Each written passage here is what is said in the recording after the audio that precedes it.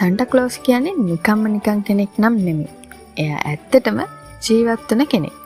ඔයාලා දන්නවද මේ වෙනකොට සැන්ටාට අවුරුදු 1700ක් වයසයි කියලා? ඔව්. එයා දැන් ගොඩාරියක් වයසයි. ඉතින් මේ සැන්ටා එහෙම නැත්නම් නත්තල්සියා කියන්නේ සෙන් නිකලස් කියන පූජකවරයාට. එයා හරිම කැමතිලු දුප්පත් ළමයින්ට උදව් කරන්න. ඉතින් මෙන්න මේ සෙන් නිකලස් නිසා තමයි ඇත්තටම කිව්වොත් සැන්ටා කියන චරිතය මතුනේ. ඉතින් අපි හැමෝම දන්න නත්තල්සියා ජීවත් වෙන්නේ උතුරු අර්ධගෝලයේ. එයා මුල අවුරුද්ද පුරාම එයාලගේ එල්සත් එක්ක තෑගි සෙල්ලම් බඩු හදන එක තමයි කරන්නේ. ඉතින් ඊට පස්සේ නත්තල්ට කලින් දවසේ එයාගේ හිම කරත්තෙන් මුළු ලෝකෙම ඉන්න ළමයින්ට තෑගි බෙදෙනවා. ඒ හිම කරත්තේ අදින්නේ පිනිමෝ 9 දෙනෙක්. එතන ඉන්නවා රොඩල්ෆ් කියලා පිනිමෝකු. ඉතින් මේ නත්තල්සියා තෑගි දෙන්නේ නම් ආවට ගියාට නෙමෙයි. එයා එයාගේ හොඳ නරක නම් ලිස්ට් එක බලලා හොඳ ළමයින්ට තෑගි දෙනවා වගේම නරක ළමයින්ට දෙන්නේ අඟුරු කැටයක්.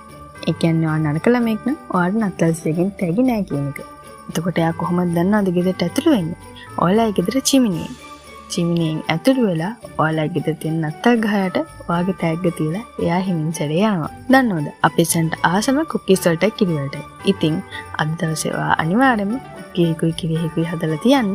නත්තල්සියා ඇවිල්ලා ඔයාට තෑගි තියලා ඒකත් බීලා යයි. එහෙනම් අදට මෙච්චරයි. ඔයාලා හැමෝටම සුබ නත්තලක් වේවා.